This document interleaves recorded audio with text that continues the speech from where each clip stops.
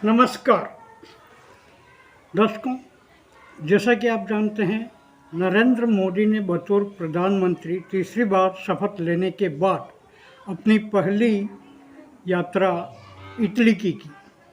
उसके बाद देश के विभिन्न भागों में उनका अब तक कोई विशेष दौरा हुआ नहीं है। इसी बीच जानकारी आई है कि आगामी 19 जून को नरेंद्र मोदी बिहार के नालंदा जाने वाले हैं, यानी वही नालंदा जो बिहार के मुख्यमंत्री नीतीश कुमार का पैतृक जिला है।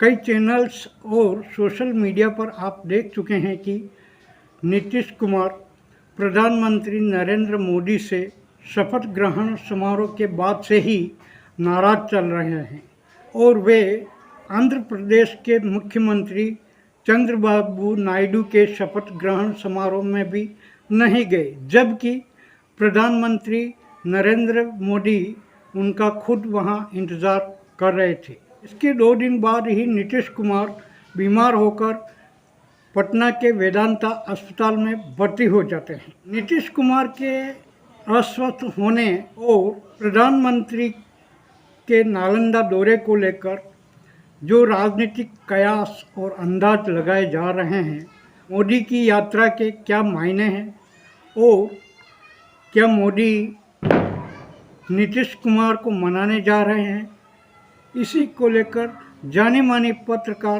कुमकुम बिनवाल ने एक सटीक विश्लेषण किया है। तो रुख करते हैं बिनवाल के विश्लेषण पर।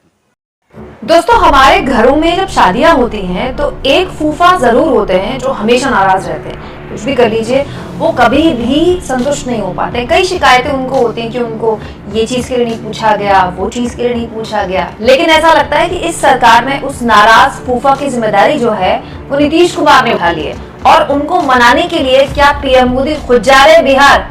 ये सवाल तब खड़े हो गए जब ये खबर सामने आई कि 19 तारीख को, मतलब करीब 2 दिन बाद ही समझ लीजिए आप, खुद पीएम मोदी पटना जाने वाले हैं। जी हाँ दोस्तों, पीएम पद की शपथ लिए हुए मोदी जी को अभी ज्यादा दिन हुए भी नहीं है, महीना भी नहीं हुआ है। लेकिन उससे पहले ही जिस तरह से बिहार जा रहे हैं मोदी जी, वो अपने आप में कई सवाल खड़े करता है। तब जब हाल का जो घटनाक्रम है नीतीश कुमार को लेकर ऐसा सुनाई दे रहा है कि नीतीश कुमार कोई बहुत खुश नहीं है, नाराज से लग रहे हैं, उखड़े से लग रहे हैं। सबसे ज्यादा हैरानी लोगों को इस तस्वीर से हुई।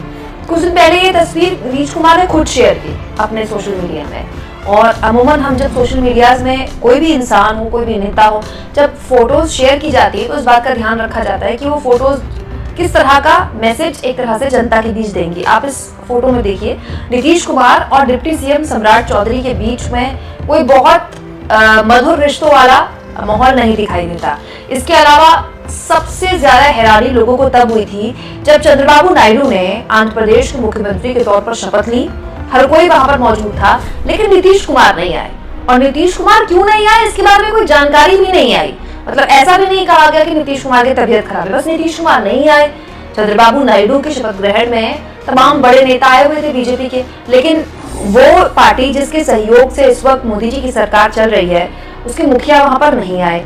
और उसके अगले दिन ये खबर आई कि नीतीश कुमार ने नायडू से शपथ ग्रहण के बाद फोन पर बात की, उनको बधाई दी।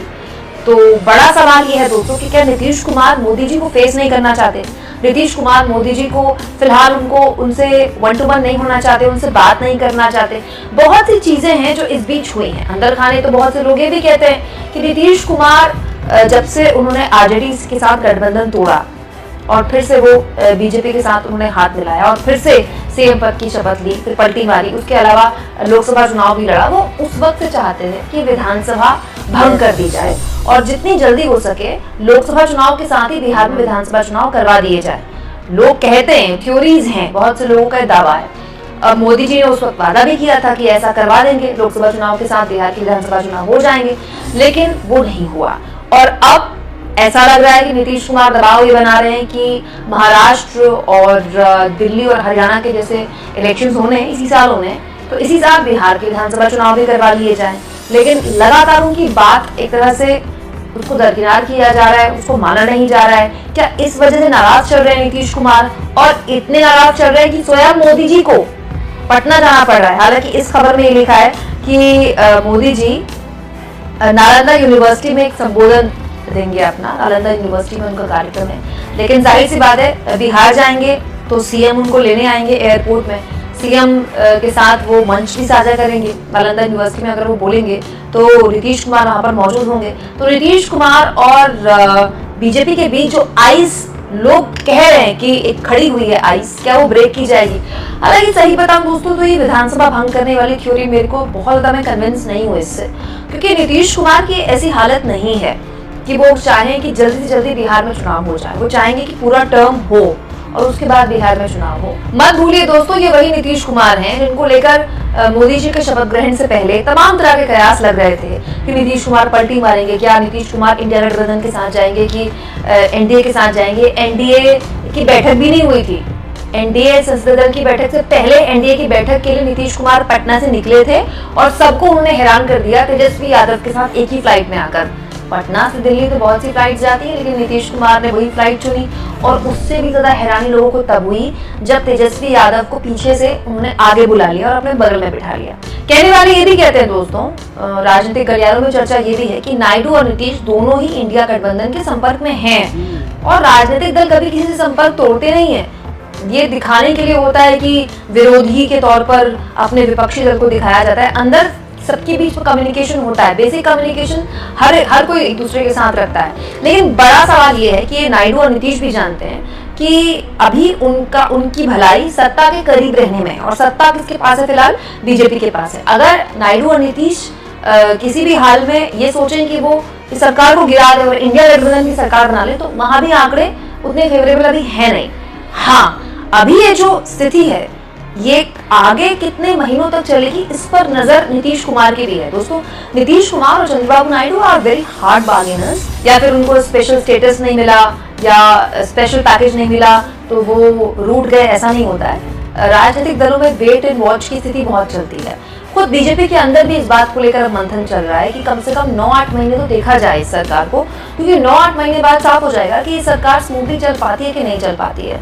3 राज्यों के विधानसभा चुनाव होने दोस्तों, महाराष्ट्र, हरियाणा और दिल्ली। खास तौर पर महाराष्ट्र, हर हाल बीजेपी चाहती है कि यहाँ पर वो दोबारा से सत्ता में आए, क्योंकि महाराष्ट्र न केवल बेहद ही महत्वपूर्ण राज्य है बल्कि एक तरह से देश की आर्थिक राजधानी कहा जाता है। फंड के मामले में बहुत महत्वपूर्ण राज्य है महाराष्ट्र, और यहाँ महाआघाड़ी ने जिस तरह का परफॉर्म किया है लोकसभा चुनाव में, अगर वैसा ही परफॉर्म करती है तो बीजेपी के लिए वापसी बहुत मुश्किल हो जाएगी। हरियाणा में बीजेपी का क्या हाल है आप जानते ही हैं। दिल्ली में अरविंद केजरीवाल भले ही जेल में हो, लेकिन चुनौती अभी आम आदमी पार्टी बीजेपी के लिए बनी हुई है।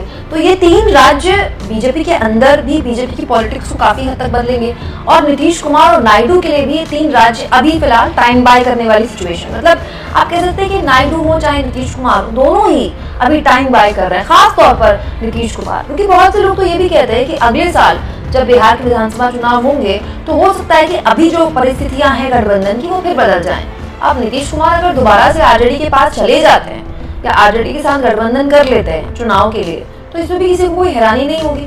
नीतीश कुमार खुद भले ही दुनिया को यकीन दिलाएं कि वो कभी नहीं पलटेंगे, लेकिन जब जब नीतीश कुमार ऐसा बोलते हैं कि वो कभी नहीं पलटेंगे, वो मरना पसंद करेंगे लेकिन बीजेपी वालों के साथ आना पसंद नहीं करेंगे, वो तब पलटी मारते हैं। तो नीतीश कुमार भी जिस तरह से एनडीए की बैठक में अभी कुछ दिन पहले बोल रहे थे कि हम आपके साथ हैं, मोदी जी को आप आगे बढ़िए, हम तो चाह रहे थे आज ही शपथ ले लें, तो जब भी नीतीश कुमार इस तरह की बातें बोले तो आप समझ जाइए कि बहुत सी चीजें हैं जो अंदर खाने चल रही हैं। जब भी वो बोलते हैं कि मैं नहीं पलटूंगा, पलटते जरूर हैं। और अब तो नीतीश कुमार ने फिलहाल कुछ भी बोलना बंद कर दिया है। नीतीश कुमार की तरफ से कोई बयानबाजी भी नहीं हुई है, व्यक्तिगत तौर पर नीतीश कुमार की तरफ से तो नहीं हुई है।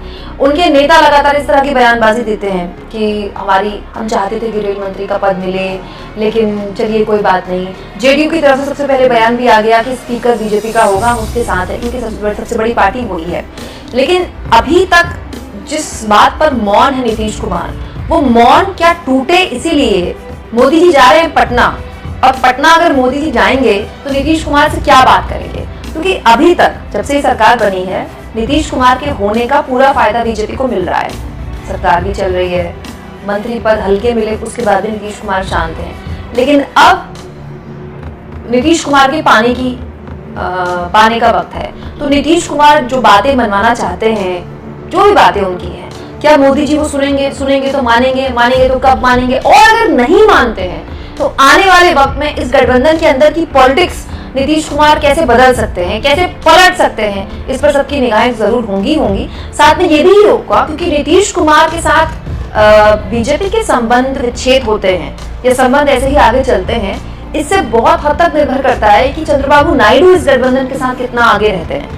क्योंकि दोनों ही, चाहे वो नायडू हो चाहे वो नीतीश हो, पलटी मारने वाले में एक्सपर्ट माने जाते हैं। दोस्तों, कुछ साल पहले नायडू जी ने मोदी जी को आतंकवादी कहा था और ये कहा था कि देश में कोई भी नेता इनसे अच्छा होगा मोदी जी के लिए। दोस्तों, नीतीश कुमार और चंद्रबाबू नायडू दोनों ही एनडीए का हिस्सा बन चुके हैं, दोनों ही एनडीए के खिलाफ भी प्रचार कर चुके हैं और मोदी जी के खिलाफ दोनों ही क्या क्या नहीं बोल चुके हैं। लेकिन आज स्थितियां ऐसी हैं कि दोनों साथ हैं, लेकिन ये साथ कब तक चलेगा और इस साथ के बीच में जो स्पीड ब्रेकर्स आ रहे हैं, इस रास्ते के बीच में जो स्पीड ब्रेकर्स आ रहे हैं, क्या उसको स्मूथ करने के लिए मोदी जी को शपथ लेने के जुम्मा 15 दिन भी नहीं हुए हैं, 15 दिन भी नहीं हुए हैं और बिहार जाना पड़ रहा है। अगर मोदी जी बिहार जाते हैं तो स्थितियां कैसे बदलती हैं नीतीश कुमार के लिए, ये सबके लिए जाहिर तौर पर इंटरेस्टिंग एक पॉइंट होगा। सबकी निगाहें भी इस पर बनी होंगी और हम भी आपको बताएंगे, क्योंकि स्पीकर के पद के अलावा भी 29 तारीख को दोस्तों, जी हाँ 29 तारीख को, इसी महीने की 29 तारीख को राष्ट्रीय कार्यकारिणी की बैठक दिल्ली में होनी है। इसको लेके मैंने आपको एक खबर दिखाई थी। अब इस राष्ट्रीय कार्यकारिणी की बैठक में क्या होगा, नीतीश कुमार क्या बोलेंगे, इस पर सबकी निगाहें बनी हुई हैं। अभी कुछ दिन पहले खबर आई थी कि नीतीश कुमार की तबीयत खराब है तो उनको अस्पताल में भर्ती कराया गया है, हड्डी के डॉक्टर उनको देख रहे थे। लेकिन सोशल मीडिया में उनका आप देखें तो वो लगातार एक्टिव है, वो दिखा रहे हैं कि वो लगातार एक्टिव है। दोस्तों, नीतीश कुमार का कुछ ना बोलना, खामोश रहना अपने आप में बीजेपी को तो परेशान कर ही रहा होगा। जाहिर तौर पर नीतीश कुमार के दिमाग में आने वाले वक्त के लिए बिहार की राजनीति और बिहार से इन्फ्लुएंस होती दिल्ली की राजनीति को लेकर क्या कुछ चल रहा है, इस पर सबकी निगाहें हैं, क्योंकि नीतीश कुमार खुद बहुत प्रेशर में है। नीतीश कुमार बिहार में अगर अपना इंपॉर्टेंस पॉलिटिकली बनाए रखना चाहते हैं तो उनको तेजस्वी यादव को फेस करना है, जो लगातार ये कह रहे हैं कि दिल्ली वालों ने आपको झुंझुना पकड़ा दिया है। तो नीतीश कुमार अगर चाहते हैं कि वो जल्दी से जल्दी चुनाव में जाएं बिहार में, तो क्या लेकर चुनाव में जाएंगे अपने लोगों के बीच, क्या बताएंगे वो लोगों के बीच। दोस्तों, आप इस मुद्दे पर क्या सोचते हैं, कमेंट बॉक्स में जरूर लिखें और जितना हो सके चैनल को शेयर करें, सब्सक्राइब करें। इस वीडियो में इतना ही। जल्दी ही नए वीडियो के साथ आपसे फिर मुलाकात होगी। नमस्कार।